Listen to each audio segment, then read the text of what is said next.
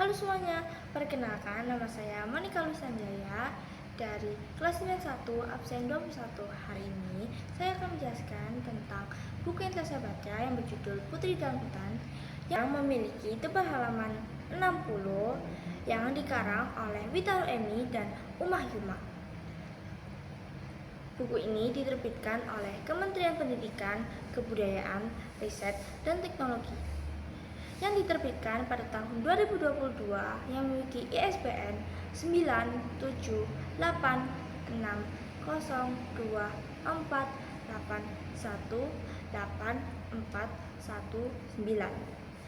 Isi bukunya adalah sebagai berikut. Ada dua anak kembar, yaitu Nara dan Neo. Walau mereka kembar, mereka tidak sama. Nara dan Neo memiliki muka dan kepribadian yang berbeda. Nara yang merupakan perempuan dan Neo yang merupakan laki-laki. Nara yang suka berpetualang dan suka fotografi sama seperti ibunya yang merupakan seorang peneliti burung. Sedangkan Neo yang lebih memilih di rumah dan membantu ayahnya memasak. Ibunya saat itu harus meneliti burung di Pulau Samosir. Nara dan Neo boleh ikut karena mereka sedang libur sekolah.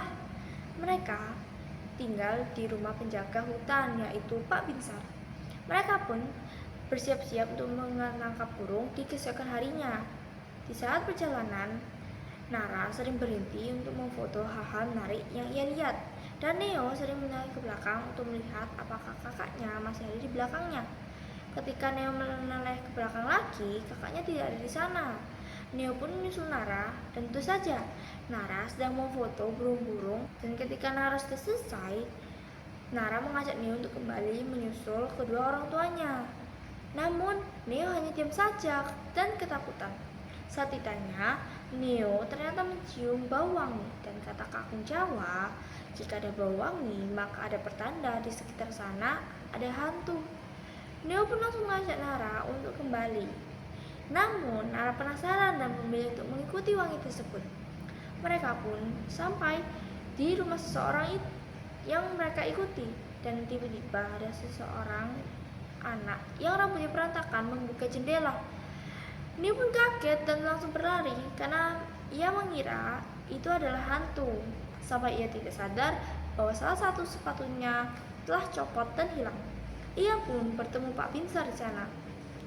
Mereka pun menceritakannya ke Pak Binsar, lalu Pak Binsar berkata bahwa mereka harus berhati-hati jika ada bau tersebut, karena ada hantu yang tidak suka dengan anak kecil. Mereka akan menangkap anak kecil dan ditaruh di atas pohon biara. Setelah kejadian, mereka pun kembali ke rumah. Setelah bebersih, Neo dan Nara duduk di balkon sambil membaca, dan Nara yang sedang menata foto-foto yang telah ia foto tadi. Tak lama, ada seseorang anak yang memanggil mereka. Rambutnya lebih tertata dan rapi. Anak tersebut bernama Butet, atau yang artinya anak perempuan. Butet ingin mengembalikan sepatu Neo yang jatuh. Butet pun menceritakan bahwa di hutan ada sang putri.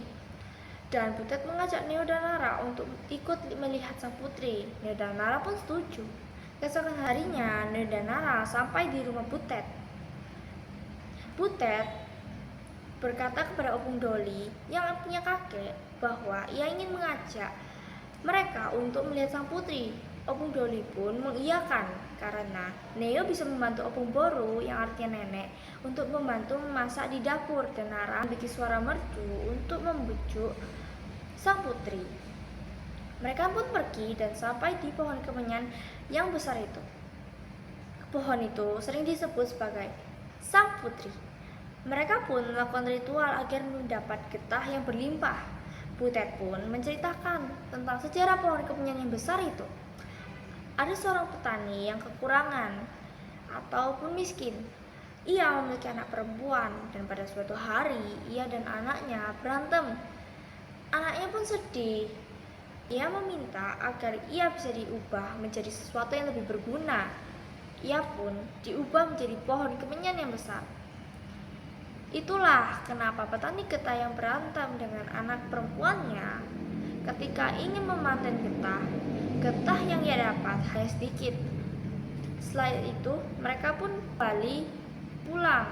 Di perjalanan pulang, mereka bertemu dengan burung rongkang yang sangat langka.